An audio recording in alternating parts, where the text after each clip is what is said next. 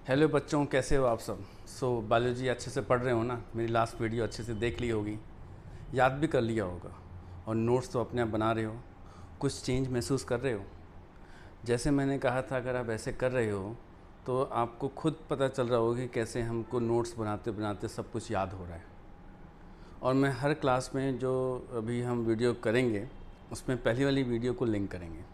मैं थोड़ा रिवाइज़ करा देता हूँ। लास्ट क्लास में हमने बायोलॉजिकल क्लासिफिकेशन स्टार्ट किया था, जिससे मैंने आपको क्लासिफिकेशन सिस्टम्स के बारे में बताया था। जैसे पहले एरिस्टोटल ने बताया था, फिर लीनियस ने बताया, फिर आर.एच. व्हिटेकर सिस्टम की क्लासिफिकेशन को हमने सारे फीचर्स के बेसिस पे पढ़ा। आज हम उसी के क्लासिफिकेशन सिस्टम को, उसमें क्या मेरिट है, क्या डीमेरिट है, क्या फ़ायदे नुकसान हैं, इसको हम देखेंगे। क्या फ़ायदा है, इसका क्या फ़ीचर था, उसकी क्या कमियां हैं, तीनों को हम देखेंगे। तीनों ही चीज़ एनसीईआरटी में दी हुई है, बाद में मैं आपको लाइन टू लाइन बताऊंगा। अभी आप फिर से अपना एनसीईआरटी सामने रखो, अपने नोट्स की कॉपी खोल लो, क्योंकि जो आपके बनाए हुए नोट्स हैं उससे अच्छा कोई मॉड्यूल, कोई स्टडी मटेरियल नहीं है, ये मान के चलना। और जैसे जैसे आप मेरे साथ आगे पढ़ोगे, आपको खुद एक कॉन्फिडेंस आना शुरू हो जाएगा, सिर्फ 30-40 मिनट की वीडियो में, कि हम खुद ही पढ़ रहे हैं और अपने आप हमें याद भी हो रहा है। सिर्फ मुझे देखना है, फॉलो करना है और ध्यान से सुनना है। और सुनते हुए अगर कुछ ऐसा पॉइंट जो मैं मिस कर जाऊँ, आपको शायद पता लग जाए, या आपको कोई डाउट आ रहा है, तो कमेंट सेक्शन में ज़रूर लिखना, मैं उसको तुरंत सॉल्व करूँगा। एक ही मकसद है मेरा, बायोलॉजी को सीरियसली लो, इतना कि आपका फर्स्ट अटैम्प्ट में बिना ड्रॉप किए हुए कहीं ना कहीं नीट में टॉप रैंक पे गवर्नमेंट मेडिकल कॉलेज में सिलेक्शन हो जाए। क्यों? क्योंकि बायोलॉजी 50% सिलेबस कवर करता है। सीबीएसई लिए तो ज़रूरी है ही है, उसको दिमाग चाहिए, लेकिन नीट में बिना इसके कुछ नहीं हो सकता। तो अपने आप पढ़ना है, आप अपने आप ही पढ़ रहे हो, बस मेरे साथ आ जाओ, साथ साथ एक ही चीज़ बात करो। आर.एच. व्हिटेकर सिस्टम में मेरिट क्या है, फ़ायदा क्या है। देखो बच्चों, पहले हमने क्लासिफिकेशन सिस्टम लीनियस का पढ़ा था। उसने क्या किया था, जितने भी सेल वॉल जिसमें जिस ऑर्गेनिज्म में है उसको एक ही कैटेगरी में डाल दिया। मतलब पहले के क्लासिफिकेशन सिस्टम में बैक्टीरिया के पास सेल वॉल है, प्रोटिस्टा के पास कुछ में सेल वॉल हैं, फंगी के पास सेल वॉल होता है, प्लांट्स के पास है, सबको एक कैटेगरी में डाल दिया। तो ये एक सबसे बड़ी डीमेरिट थी जो कि इन्होंने दूर किया by keeping the kingdoms differently on the basis of their property, like body organisation, cell wall, nutrition, इन सबको देखते हुए सबको अलग किया उन्होंने। तो सबसे बड़ा फ़ायदा क्या था कि इन्होंने सेल वॉल के बेसिस पे, जो कि नॉन सेलुलोसिक सेलुलोस है, फंगी को बाकी सबसे अलग कर दिया, फंगी को सेपरेट किया। क्यों? इनकी सेल वॉल में काइटिन होता है और प्लांट की सेल वॉल में सेलुलोस होता है, जो कुछ हद तक प्रोटिस्टा से मिलता है। तो ये इन्होंने अलग कर दिया, ये सबसे बड़ा फ़ायदा था। इन्होंने बहुत डिटेल में फीचर्स को लेते हुए सारे किंगडम को क्लासीफाई किया है। 5 किंगडम में फ़ायदे बहुत थे, लेकिन डीमेरिट भी इनकी थी। क्या? देखो, वायरस जो है, इनकी क्लासिफिकेशन सिस्टम को बताने से पहले ही सबको पता चल चुका था। तो ये सब जानते हुए भी आर.एच. व्हिटेकर ने वायरस को अपनी क्लासिफिकेशन में कोई भी जगह नहीं दिया। तो वायरस को आपको पढ़ना पड़ेगा, लेकिन ये किस क्लासिफिकेशन सिस्टम में है, आर.एच. व्हिटेकर ने इसके बारे में इन्होंने बताया ही नहीं। तो ये सबसे बड़ी डीमेरिट है इनकी। डीमेरिट का मतलब ये इन्होंने जगह नहीं दी। तो ये जो क्लासिफिकेशन सिस्टम है, ये मोस्ट एक्सेप्टेड है। इसका मतलब ये नहीं कि सिर्फ यही लास्ट है, क्योंकि आने वाले टाइम पे जैसे जैसे ट्रेंड बदलेगा, टेक्नोलॉजी बदलेगी, नए ऑर्गेनिजम्स डिस्कवर होंगे, उनके फीचर्स आएंगे, तो ये क्लासिफिकेशन सिस्टम और उनका तरीका भी बदलता जाएगा। तो ये सब चीज़ें एक कंटिन्यूस प्रोसेस में हैं, क्योंकि एवोल्यूशन फुल स्टॉप नहीं है, वो लगातार हो रहा है, प्रोग्रेसिव प्रोसेस में हो रहा है। तो क्लासिफिकेशन सिस्टम भी टाइम टाइम से बदलता जाएगा। ठीक है, अब हम आगे आते हैं, अलग अलग किंगडम को डिटेल में देखते हैं। जैसे सेकेंड चैप्टर में आपके kingdom Monera, kingdom protista, kingdom fungi को शॉर्ट में डिटेल में बताया हुआ है। तो वही शॉर्ट जो आपकी सीबीएसई पॉइंट ऑफ व्यू से इम्पॉर्टेंट है और नीट के हिसाब से, ये हम साथ साथ पढ़ते हैं। ठीक है, so we start with kingdom Monera. Kingdom Monera, अब आर.एच. व्हिटेकर सिस्टम के हिसाब से किंगडम मोनेरा में सभी बैक्टीरिया आते हैं। वेट, बैक्टीरिया, आप सब ने बैक्टीरिया का नाम सुना है, स्पेलिंग भी अच्छे से जानते हो, बट क्या इसकी मीनिंग बता सकते हो? इस वर्ड की क्या मीनिंग है? शॉक लगा ना? आपके दिमाग में चल रहा होगा ये माइक्रोस्कोपिक होते हैं, नहीं दिखते हैं, छोटे होते हैं, वगैरह वगैरह। ये प्रॉपर्टी है। मैं इस वर्ड का मीनिंग पूछ रहा हूँ, इसका मीनिंग क्या है। वीडियो में आगे देखते रहना, बीच में बताऊँगा। और यही चीज़ फिर आप कंसर्न अपने फ्रेंड से पूछना, उनको भी यही बोलना, सोचते रहो बताऊँगा। तो अभी देखते रहो, आगे बताऊँगा। तो बैक्टीरिया क्या है जो आर्च विट्टेकर सिस्टम के हिसाब से है? इट इज़ प्रोकैरियोटिक, मीन्स जिनका कोई भी अपना वेल डिफाइंड न्यूक्लियर मेम्ब्रेन नहीं है, प्रोकैरियोटिक। यूनिसेल्यूलर, एक सेल के बने हुए माइक्रो ऑर्गेनिजम्स होते हैं, माइक्रो ऑर्गेनिजम्स। अब माइक्रो ऑर्गेनिज्म एग्जैक्टली क्या है इसके बारे में मैं अलग से क्लास में बताऊँ, क्योंकि अभी तो ये है जो नेकेड आई से नहीं दिखते हैं। बट ऐसे कितने छोटे हैं, छोटे छोटा ऑब्जेक्ट जो नेकेड आई से नहीं दिखता है, क्या आपको पता है? सोचना ज़रूर। तो ये माइक्रो वैसे ही हैं। अब इनका क्या है, इनको हम कैसे रिलेट करेंगे? ये ऐसे ऑर्गेनिजम्स की कैटेगरी में आते हैं जिसको आप इनविजिबल किंगडम कह सकते हो।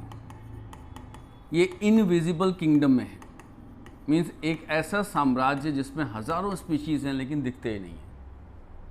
और इनकी जो बायोलॉजिकल डाइवर्सिटी है, मेटाबॉलिक डाइवर्सिटी, ये बहुत ज़्यादा है, सबसे ज़्यादा है। स्पीशीज़ की बेसिस से बात नहीं कर रहा हूँ, इनकी मेटाबॉलिक बायोडाइवर्सिटी सबसे ज़्यादा है। मेटाबॉलिक डाइवर्सिटी मीन्स जो इनके अंदर प्रॉपर्टी है, रिएक्शंस हो रहे हैं, वो शायद ही किसी सेल में हो जितना सबसे ज़्यादा इनमें होते हैं। तो मेटाबॉलिक डाइवर्सिटी मैक्सिमम है इनकी। क्वेश्चन आता है तो मेटाबॉलिक डाइवर्सिटी किसकी सबसे ज़्यादा है? Answer is bacteria, kingdom Monera में। ठीक है। अब ये क्या है? ये ओमनी प्रेजेंट हैं। ओमनी प्रेजेंट क्या बोलते हैं? जो हर जगह प्रेजेंट हो, और वो क्या है? भगवान। तो ये किंगडम के भगवान हैं। क्यों? हर जगह प्रेजेंट हैं। कहाँ कहाँ? Soil, water, air, inside organisms, और तो और अंतरिक्ष में भी ये हैं। मैंने लास्ट वीडियो में क्वेश्चन पूछा था, क्या आपको पता है उस बैक्टीरिया का नाम जो अंतरिक्ष स्पेस स्टेशन मिलता है, ISS इंटरनेशनल स्पेस स्टेशन में है, ये उसी जगह पे उसने अपने आप को अडाप्ट कर लिया। नीचे नहीं ग्रो हो सकता, ये उसी जगह पे अंतरिक्ष में जो घूम चक्कर काट रहा है अर्थ के। मैंने आपको हिंट भी दिया था, अपने ढूंढ के रखा, कमेंट में बताया नहीं क्या? कौन सा है? इट इज़ सोलिबैसिलस कलामी। लास्ट वीडियो का आंसर ले लो। लास्ट वीडियो ने जिसने फास्ट फॉरवर्ड में देखा शायद वो क्वेश्चन स्किप कर गए होंगे। मैंने उसमें क्वेश्चन पूछा था कि आपको ऐसे बैक्टीरिया का नाम पता है जो अंतरिक्ष स्पेस स्टेशन मिलता है और वहीं बना है, ये हर जगह नहीं होता है। डॉक्टर कलाम के नाम से स्पीशीज़ पड़ी है, सोलिबैसिलस कलामी। ठीक है। तो ये हर जगह है, शायद ही कोई ऐसी जगह है जहाँ पे हम सोचें ये ना हो। ये हॉट स्प्रिंग्स में भी होते हैं, गर्म पानी के झरने जिसका टेम्परेचर 100 डिग्री सेल्सियस के ऊपर होता है। ज्वालामुखी के जो क्रेटर है वहाँ पे प्रेजेंट होते हैं। कोल्डेस्ट टेम्परेचर, बिल्कुल ठंडा जमा हुआ, वहाँ पे प्रेजेंट होते हैं। अब तो ये भी सुनने में आया कि जो मार्स प्लैनेट है वहाँ पे कुछ आयरन बैक्टीरिया के फॉसिल्स मिले हैं, मीन्स दूसरे ग्रह पे भी ये हैं। तो क्या लाइफ अर्थ में मार्स या किसी और प्लैनेट से आई है? इसकी रिसर्च चल रही है। जब तक सोचते रहो, डिस्कस हम आगे की वीडियो में करेंगे इसको। ठीक है, आगे आते हैं। बैक्टीरिया का सेल के बेसिस पे बहुत ही सिंपल स्ट्रक्चर होता है, simple structure in the form of cell, लेकिन इनका बिहेवियर बहुत कॉम्प्लेक्स है, कॉम्प्लेक्स बिहेवियर है। और ये कॉम्प्लेक्स बिहेवियर किस बेसिस पे आ रहा है? थोड़ा सा देखेंगे, मैंने बताया अभी, it is on the basis of its metabolic diversity. जिस सेल में जितना ज़्यादा मेटाबॉलिज्म होगा, रिएक्शन कॉम्प्लेक्स होंगे, उसका बिहेवियर कॉम्प्लेक्स हो जाएगा। तो कॉम्प्लेक्स बिहेवियर का सीधा लिंक मेटाबॉलिक डाइवर्सिटी से देखने को मिलता है। ये मैंने लिखा है मेटाबॉलिक डाइवर्सिटी। तो बच्चों साथ साथ लिखते रहना, स्क्रीनशॉट मत लेना। क्यों? क्योंकि लिखने से कुछ नर्व्स होती हैं जो ब्रेन में जाती हैं, अच्छे से याद हो जाएगा। यही बेस्ट तरीका है पढ़ने का। अब बैक्टीरिया का सिंपल डायग्राम बनाते हैं, मीनिंग सोचते रहना, मैं आगे बताऊंगा, या जिसको आता है कमेंट सेक्शन में बता दे।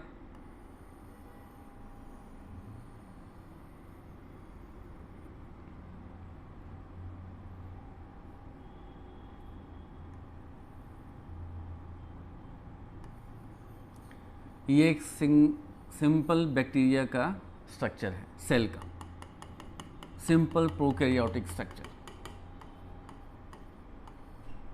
साथ साथ बना सकते हो।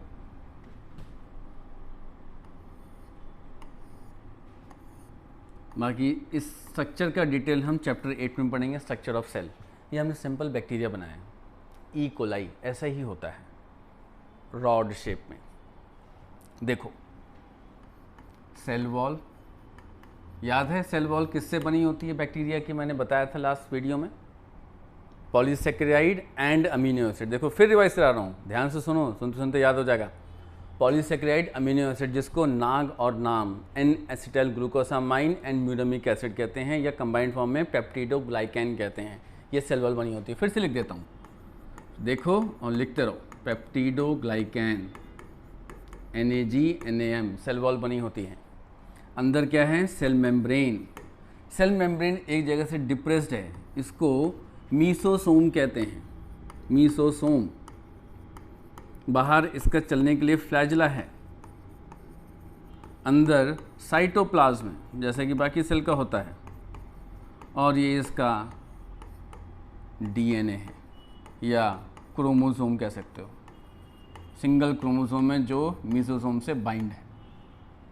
सेल ऑर्गेनेल के नाम पे सिर्फ एक ही होता है जिसको राइबोसोम्स कहते हैं, ये इनका सेल ऑर्गेनेल है। बाकी किसी भी बैक्टीरिया में कोई सेल ऑर्गेनेल नहीं होता है, तभी इसको प्रोकैरियोट कहते हैं। All the prokaryote lack membrane bound organelles and well defined nuclear membrane. Membrane नहीं है, फ्लोट कर रहा है DNA, साइटोप्लाज्म फ्लोट कर रहा है, तो ये सिंपल स्ट्रक्चर है। अब सिर्फ ऐसे ही स्ट्रक्चर नहीं होते हैं। ये कैसा स्ट्रक्चर दिख रहा है आपको, रॉड शेप। अगर हम शेप के हिसाब से देखें, शेप ऑफ बैक्टीरिया, तो ये कॉमन है, मोस्ट कॉमन बैक्टीरिया के शेप है जिसको बोलते हैं rod shape. Rod shape bacteria को बैसिलस कहते हैं। बैसिलस का मतलब bacteria. Second, comma shape. Comma shape, comma जैसे प्रोनाउंसिएशन में कॉमा करते हैं वैसे ही, तो इसको कहते हैं विब्रियो।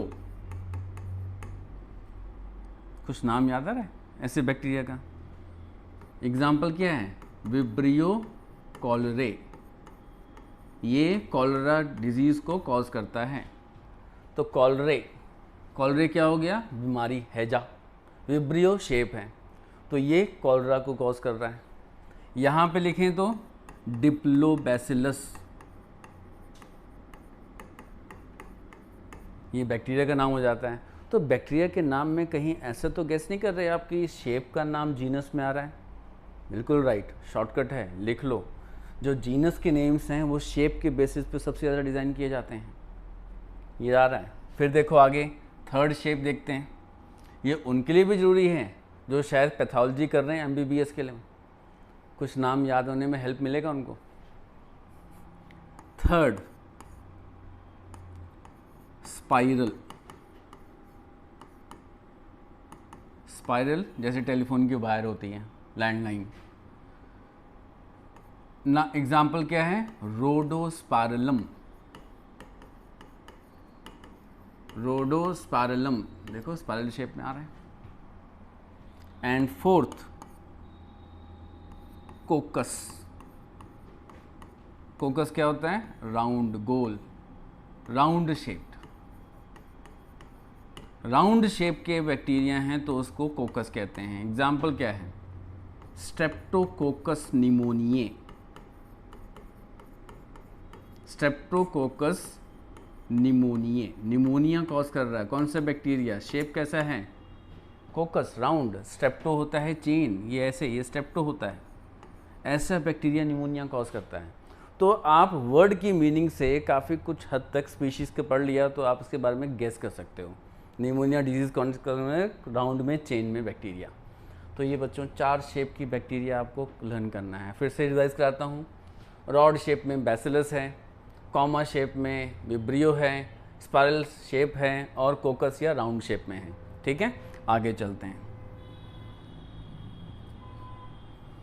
अब बैक्टीरिया कितने टाइप के, डाइवर्सिटी के हिसाब से क्या है, डाइवर्सिटी के हिसाब से क्लासिफिकेशन कैसी है, क्लासिफिकेशन को हम कैसे पढ़ते हैं। ये देखो, पहली कैटेगरी जो सबसे पहले, पहला डोमेन, सिक्स किंगडम क्लासिफिकेशन में फर्स्ट डोमेन है जो पहले आए थे, आर्कीबैक्टीरिया। ये पहली कैटेगरी के मीन्स जब अर्थ इवॉल्व हुई थी जो सबसे पहले बैक्टीरिया थे वो आर्कीबैक्टीरिया थे। Archae most ancient first bacteria on earth. Then eubacteria,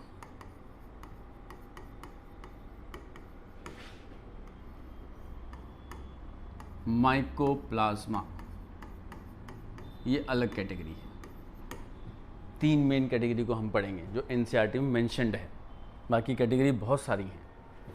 archaebacteria is most ancient bacteria, लिखना है बच्चों ऐसे। मीन्स जब अर्थ इवॉल्व हो रही थी तो पहली जिंदगी जो बनी थी अर्थ में वो आर्कीबैक्टीरिया थे। बाय नेचर कैसे थे ये? All are heterotrophic. Heterotrophic means अपना फूड खुद नहीं बना रहे थे। इसका मतलब देखो बहुत स्ट्रॉन्ग लिंक है। जब अर्थ इवॉल्व हुई तो ऑटोट्रॉफ थे ही नहीं, और इनका रेस्पिरेशन कैसा था?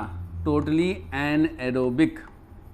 Anaerobic means they are respiring in the absence of air. इसका मतलब एक और लिंक आ रहा है, पुरानी अर्थ में, प्रिमिटिव अर्थ में ऑक्सीजन था ही नहीं।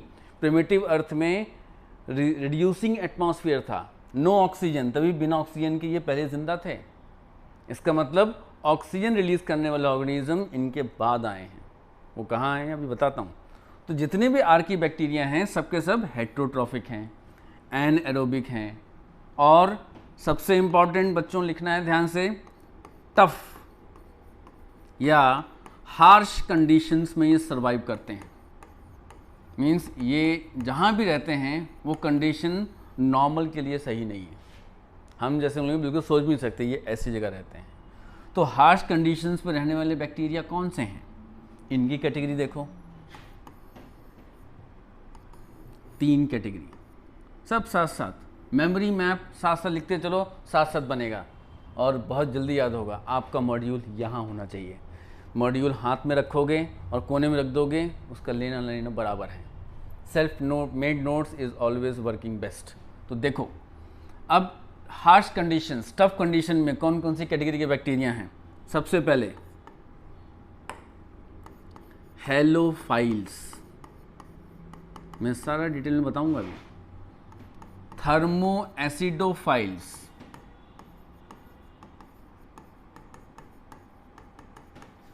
And methanogens.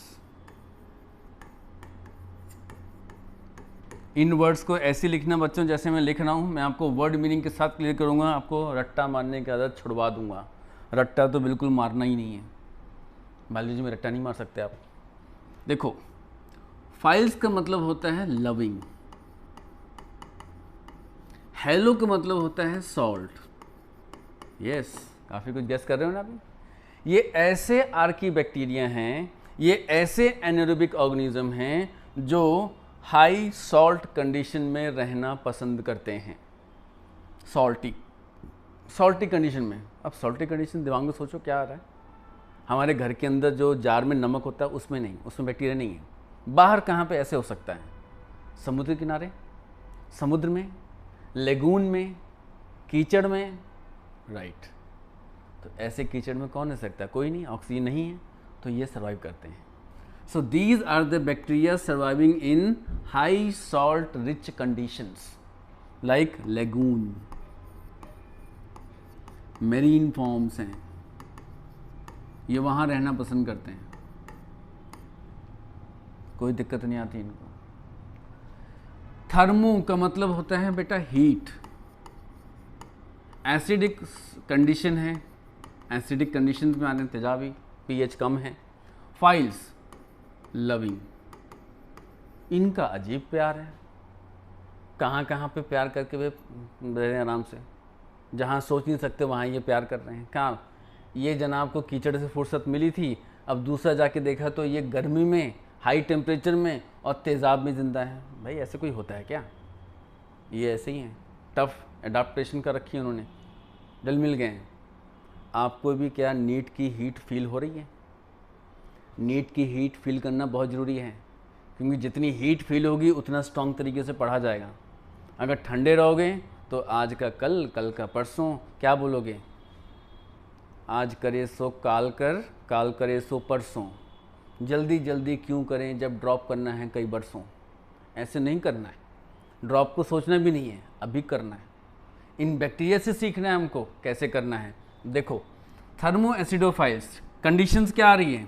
Temperature 100 degree Celsius और मोर, 100 डिग्री सेल्सियस या उससे ज़्यादा टेम्परेचर पे ये हैं, और जिस पानी में हैं वहाँ पे सल्फ़र जैसे सॉल्ट्स होते हैं। सल्फ़र, तो सल्फोरस एसिड बनेगा। तो ये कहाँ पे है? हॉट सल्फ़र स्प्रिंग्स, गर्म पानी के झरने, यहाँ पे बैक्टीरिया होते हैं। हम लोग भी सर्दी में जाते हैं ना नहाने के लिए, गंगोत्री, मणिकरण, सब जगह हैं। ये उबलते हुए पानी में जहाँ हम चावल बनाते हैं, ये बोलते हैं वाह मज़ा आ गया, हमारे शरीर को गर्मी लग रही है, इनको मज़ा आता है इसमें। तो ये थर्मो एसिडोफाइल्स हैं, हॉट स्प्रिंग्स में पाए जाते हैं। थर्ड टाइप के बैक्टीरिया, देखो बच्चों मीनिंग के हिसाब से, मिथेनो मीन्स मीथेन, CH4, जेंस का मतलब बनाने वाले, फॉर्मर, जो मीथेन गैस बनाए ऐसे को मिथेनोजेंस कहते हैं। मीन्स ये आर्कीबैक्टीरिया यूनिसेलुलर हार्श कंडीशंस में रहने वाले एनएरोबिक मीथेन बना रहे हैं। एनएरोबिक कंडीशन मीथेन बना रहे हैं। अब ये कैसे कैसे होते हैं? काऊ डंग है ना, 10th में आपने पढ़ा था, बायोगैस, गोबर गैस, गोबर को इकट्ठा करते हैं, स्लरी बनाते हैं, फिर उसमें 2 महीने बाद में गैस निकलती है, उसको मिथेनोजेंस कहते हैं। तो काऊ डंग में ये बैक्टीरिया हैं और ये क्या बना रहे हैं? बायोगैस। तो बायोगैस क्या है? इट इज़ 70% मीथेन, तो मीथेन गैस निकाल रहे हैं। ये बैक्टीरिया रूमिनेंट एनिमल्स में भी पाए जाते हैं। रूमिनेंट एनिमल्स के पेट में मिलते हैं, स्टमक में। अब रूमिनेंट क्या है? जो घास खाते हैं। भाई घास तो सब खाते हैं, लेकिन घास खाते हैं, बैठते हैं, फिर बाहर निकालते हैं, फिर खाते हैं। इनके 4 पेट होते हैं, कंपार्टमेंट। वो कंपेट नहीं है, वो ईसोफेगस का मॉडिफाइड पार्ट होता है, बट उसको स्टमक के फॉर्म में कहते हैं। तो रूमिनेंट मीन्स कड च्यूइंग एनिमल, घास को बार बार चुगाली करके खाने वाले। उन एनिमल्स के पेट में भी ये मिथेनोजेंस होते हैं और फूड का पार्शियल डाइजेशन करने में हेल्प करते हैं। इनके पेट में होते हैं, तो वो गैस प्रोडक्शन भी करते हैं, क्योंकि मीथेन गैस बना रहे हैं तो यहाँ भी बनेगी मीथेन गैस, वेस्ट गैस होती है यहाँ पे। थर्ड, ये पैडी फील्ड्स में भी होते हैं। चावल के खेत आपको अगर SST में पड़ा है तो वो लंबे समय तक पानी में डूबे रहते हैं, कीचड़ में रहते हैं, तो ये बैक्टीरिया वहाँ पे रह के उसमें से भी मीथेन गैस रिलीज़ करते हैं। पैडी होता है राइस फील्ड में भी ये बैक्टीरिया सर्वाइव करते हैं और गैस निकालते हैं। एक चीज़ सोचना, सबके लिए कह रहा हूँ, वीडियो देखते रहो, सोचते रहो। मीथेन एक ग्रीन हाउस गैस भी है, GHG, ग्रीन हाउस गैस, जिसका कंसंट्रेशन अराउंड 60% है। तो क्या ये ग्रीन हाउस गैस जो ये बैक्टीरिया हैं बढ़ा रहे हैं, इंक्रीज़ कर रहे हैं? क्या एनवायरनमेंट पे इम्पैक्ट नेगेटिव जा रहा है या पॉजिटिव जा रहा है? इसको सोचना है, कमेंट सेक्शन में ज़रूर लिखना है 1-2 पॉइंट के फॉर्म में। ये थॉटेबल क्वेश्चंस हैं, ये आपको, आप गूगल सर्च करो लेकिन अपने माइंड से सोच के आंसर दो। क्या ग्लोबल वार्मिंग के रीज़न बन सकते हैं ये, हाँ या ना? क्या चावल के क्रॉप के फील्ड में जो ये बैक्टीरिया हैं कुछ हेल्प कर रहे हैं उनको? चावल को मीथेन की क्या ज़रूरत है? एनसीईआरटी में लिखा हुआ है ना, बताता हूँ, एनसीईआरटी लाइन टू लाइन पे जाऊँगा अभी, बताता हूँ। तो इसमें क्या हेल्प पड़ रहा है?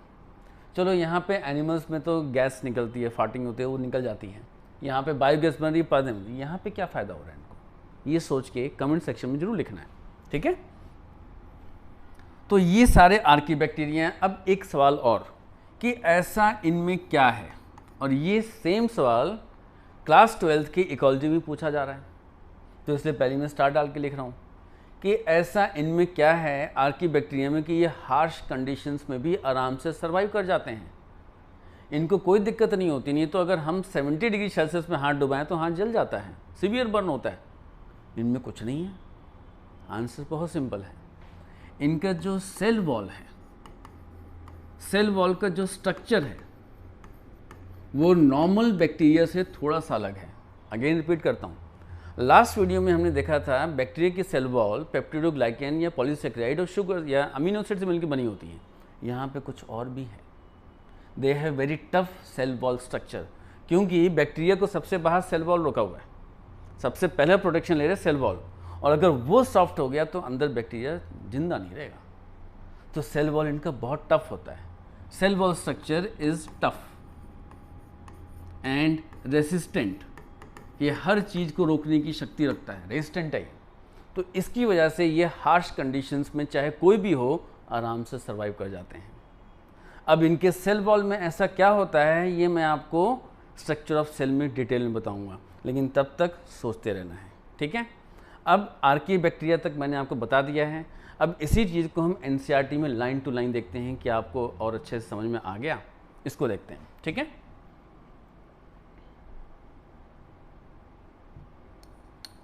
ये देखो बच्चों, एनसीईआरटी खुल गई।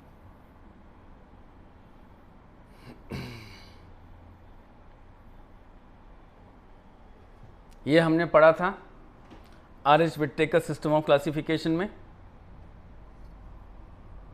किस किस बेसिस पे था। अब देखो, let us look at the 5 kingdom classification to understand the issues and consideration that influence the classification system. अब आपने पहले के भी क्लासिफिकेशन पढ़ा है और अभी पढ़ा है, तो इन दोनों में एक तरह से आप लिंक देखो या डिफरेंसेस देखो क्या है। Earlier classification system included bacteria, जो मैंने बताया था आपको, बैक्टीरिया, साइनोबैक्टीरिया जिसको ब्लू एल्गे कहते हैं, फंगी, मॉसेस प्लांट होते हैं, ferns, gymnosperm and angiosperm under plants. Means plants में तो ये सब हैं ही, मॉसेस और यहाँ तक तो प्लांट्स हैं ही, लेकिन साइनोबैक्टीरिया, बैक्टीरिया, इसको भी फंगी में प्लांट में डाल दिया। क्यों डाल दिया? क्योंकि सेल वॉल है सबकी। अब सेल वॉल तो है बट सेल वॉल कितनी अलग है ये तो देखा ही नहीं, लेकिन पहले वालों ने इसमें डाल दिया था। The character that unified this whole kingdom was that all organism including had a cell wall in their cells. ये देखो वही आ गया। तो सेल वॉल है लेकिन सेल वॉल सबकी अलग अलग है, हमने लास्ट वीडियो में देखा है। तो ये अलग अलग है। This place together groups which widely different, ये देखो वाइडली डिफरेंट इन फीचर्स। जैसे फंगी की सेल वॉल काइटिन से बनी होती है, मॉसेस से लेके यहाँ पे सेलुलोस है, ये पेप्टिडोग्लाइकेन है। तो डिफरेंट स्पीशीज़ के जो ग्रुप हैं वो सेल वॉल की वजह से एक में आ गए। तो ये सबसे बड़ा डिमेरिट हो गया यहाँ पे, है ना, ये सब लिखा हुआ है। तो ये सबकी वजह से आर.एच. विट्टेकर सिस्टम को ज़्यादा इंपॉर्टेंस मिलती है। ये सब उसी के लिए है यहाँ पे। अब देखो काइटिन के बेसिस पे, the fungi had chitin in their cell walls. Fungi has chitin in their cell walls while green plant has cellulosic cell wall. तो ये पहले एक में था, लेकिन जब पता चला कैरेक्टरिस्टिक क्या है तो एक किंगडम फंगी इस सेल वॉल के बेसिस पे अलग बन गया, आ गया। All prokaryotic organism were grouped together under kingdom monera and unicellular eukaryote organism were placed in kingdom protista. इन्होंने डाला ये, अभी हमने पढ़ा ना, पहला unicellular prokaryote monera, unicellular eukaryote protista, आ गया ये टेबल में हम कर चुके हैं इसको। Kingdom protista had brought together chlamydomonas chlorella. ये पहले अलगे में थे, प्लांट्स में थे, अब with cell wall paramecium amoeba जिसके पास सेल वॉल नहीं है वो एक में आ गया। अच्छा हो गया ना। अब ये वन सेल के यूकैरियोट है, एक में डाल दिया, पहले अलगे में थे अब यहाँ पे डाल दिया, फ़ायदा हो गया। तो ये सब फीचर के बेसिस पे इसको पहले के किंगडम से ज़्यादा इंपॉर्टेंस मिलती है। लेकिन देखो यहाँ पे लिखा हुआ है this kind of changes will take place in future too. Means जो क्लासिफिकेशन सिस्टम है वो बदल रहा है, क्योंकि आगे भी बदलेगा, depending upon the improvement of our understanding of the characteristic and evolutionary relationships. जैसे जैसे टाइम आगे जाएगा, नई स्पीशीज डिस्कवर होंगी, नई टेक्नोलॉजी आएगी, ये फीचर बदलता रहेगा। तो अभी के हिसाब से जो है मॉर्फोलॉजिकल, फिजियोलॉजिकल, रिप्रोडक्टिव, एवोल्यूशनरी वो चल रहा है, बट आगे अगर बदलेगा तो क्लासिफिकेशन सिस्टम भी बदलेगा। ठीक है, अब आते हैं किंगडम मोनेरा, जो हमने स्टार्ट किया था उसको यहाँ पे एनसीईआरटी लाइन टू लाइन फिर देखते हैं। मैंने क्या क्या बताया था, देखो कॉपी खोल के रखना, और आपको याद भी होगा। अगर आपने पूरा फोकस किया है तो ये पढ़ने की ज़रूरत नहीं पड़ेगी, लेकिन फिर भी एनसीईआरटी तो करनी है। देखो, bacteria are the sole means complete members of the kingdom monera, means bacteria kingdom monera same है। They are the most abundant microorganism. यह क्या बता रहा है, ये बता रहा है ओमनी प्रेजेंट। ओमनी प्रेजेंट हर जगह तो सबसे ज़्यादा है, ऑलमोस्ट एवरीवेयर, हर जगह मिलते हैं। कहाँ कहाँ हैं, गर्म पानी के झरना अभी पड़ा, डेजर्ट, स्नो, डीप ओशंस, हर जगह हैं ये, जस्ट लाइक गॉड। कई तो इसमें से live in and other organism means parasites की तरह रहते हैं, डिजीज कॉज करते हैं। अभी हम आगे और डिटेल में पढ़ेंगे इसको। बैक्टीरिया को 4 कैटेगरी में, देखो 4 कैटेगरी में किसके, शेप के बेसिस पे डिवाइड कर रहे हैं। तो शेप के बेसिस पे 4 ग्रुप हैं, ये एक इंपॉर्टेंट लिंक आ गया। वो कौन कौन से हैं, डायग्राम बना हुआ है। Bacillus rod shape, spiral, vibrio and coccus round shape. Round shape. आगे आ जाते हैं।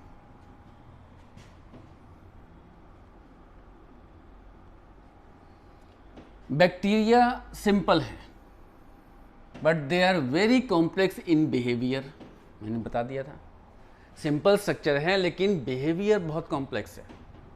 और वो क्यों है, क्योंकि इनकी सबसे कॉम्प्लेक्स मेटाबॉलिक डाइवर्सिटी है। देखो, most extensive metabolic diversity, reactions complex. आपको पता है ना, माइक्रोबायोलॉजी, बायोटेक्नोलॉजी, ये बिना इनके अधूरे हैं। Means biotech food, micro means prebiotic food बन रहे हैं, वो सब इसी बैक्टीरिया से बनाए जा रहे हैं। इनकी प्रॉपर्टीज़ हैं। याकुल्ट बहुत फेमस हैं, और माइक्रोबायोलॉजी पूरा बैक्टीरिया के बेसिस पे है।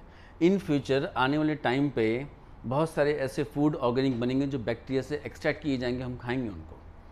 तो ये सब क्या है, जितने रिएक्शंस इनके हम समझेंगे उतने इनके बारे में हम और ज़्यादा जानेंगे। जब भी कोई डॉक्टर किसी या जो रिसर्च साइंटिस्ट होता है, वो जब किसी बीमारी की रिसर्च कर रहा होता है तो सबसे पहले क्या चीज़ जानता है, उस बैक्टीरिया के अंदर में कैसा मेटाबॉलिज्म है। वो पता चलने के बाद में उसका मॉलिक्यूलर एनालॉग निकालता है, जिसको मेडिसिन कहते हैं, और मेडिसिन उसके खिलाफ फिर काम करनी शुरू कर देती है। तो ये इसको समझना बहुत ज़रूरी होता है। Some of the bacteria are autotrophic, ये हमने सिस्टम में पढ़ लिया है, जो अपना फूड बनाते हैं। कुछ हेट्रोट्रॉफ होते हैं, कुछ डेड एंड डिकेइंग मीन्स सेप्टोट्रॉफिक होते हैं। ये हम आगे भी एग्जाम्पल्स पढ़ेंगे। ठीक है, आर्की बैक्टीरिया, ये हमने अच्छे से पढ़ा है। सो आर्की बैक्टीरिया क्या है, ध्यान से देखो बच्चों। ये बैक्टीरिया बहुत स्पेशल हैं, live in some of the most harsh habitat, tough habitat में रहते हैं। मोस्ट हार्श मीन्स एक ऐसी कंडीशन जिसमें एक नॉर्मल बैक्टीरिया या उसके जैसा सर्वाइव नहीं कर सकता, ये वहाँ पे रहते हैं। Such as extreme salty areas, जिसको हेलोफाइल्स कहते हैं। सॉल्टी एरिया है, मैंने लिखवा दिया था ये। हॉट स्प्रिंग थर्मो एसिडोफाइल्स कहते हैं, सल्फर स्प्रिंग्स होते हैं, मणिकरण में है, इंडिया में सबसे बड़ा। फिर एंड मार्शी एरियाज, दलदल कीचड़ में रहते हैं, जिसको मिथेनोजेंस कहते हैं। ये तीनों मैंने बता दिया है। आर्की बैक्टीरिया बाकी बैक्टीरिया से अलग होते हैं क्योंकि इनका सेल वॉल स्ट्रक्चर टफ होता है बाकियों से। अभी बताया, सेल वॉल स्ट्रक्चर पे ध्यान देना है, ये बहुत टफ होता है, और यही रिस्पॉन्सिबल हैं उनको एक्सट्रीम कंडीशंस में ज़िंदा रखने के लिए। एक्सट्रीम कंडीशंस मीन जो सोच भी नहीं सकते हैं। और मिथेनोजेंस कहाँ कहाँ प्रेजेंट होते हैं, रूमिनेंट एनिमल के गट में, जैसे काऊ व बफेलो है। फिर ये रिस्पॉन्सिबल होते हैं प्रोडक्शन ऑफ बायोगैस मीथेन के फॉर्म में, जो कि गोबर में प्रेजेंट होता है। ये हम कर चुके हैं। तो ऐसे पहले मैं समझाऊंगा, फिर आपको एनसीईआरटी में एक एक चीज़ अंडरलाइन करवाऊंगा, जिससे कि आप देखो और देखते देखते याद हो जाओ। मेरी वीडियो को अगर किसी ने 1-2 बार देख लिया तो बायोलॉजी उसको पूरे साल पढ़ने की ज़रूरत नहीं है, ये एक गारंटीड है। इसलिए मेरे चैनल पे मेरे क्लासेस को आप पूरी तरह से डिपेंड रह सकते हो, कहीं कोई जाने की ज़रूरत नहीं। मैं सारी आपकी CBSE नीट की तैयारी कराऊंगा, बस देखते रहना। नेक्स्ट वीडियो में मैं आपको यू बैक्टीरिया के बारे में और डिटेल में बताऊंगा, पहले समझाऊंगा फिर एनसीईआरटी पे आऊँगा। राइट बच्चों, देखते रहना, नए चैनल है, प्रमोट कीजिए, अच्छा लगता है सब्सक्राइब कीजिए, औरों को बताइए, क्योंकि हो सकता है कि जैसे आप नीड में हैं वैसे और कोई नीड में वेट कर रहा है, तो उसको शेयर कीजिए, हेल्प ही मिलेगी। आपकी हेल्प मेरी खुशी, और आपकी खुशी मैं बता भी नहीं सकता मैं क्या करूँगा। देखते रहिए बच्चों।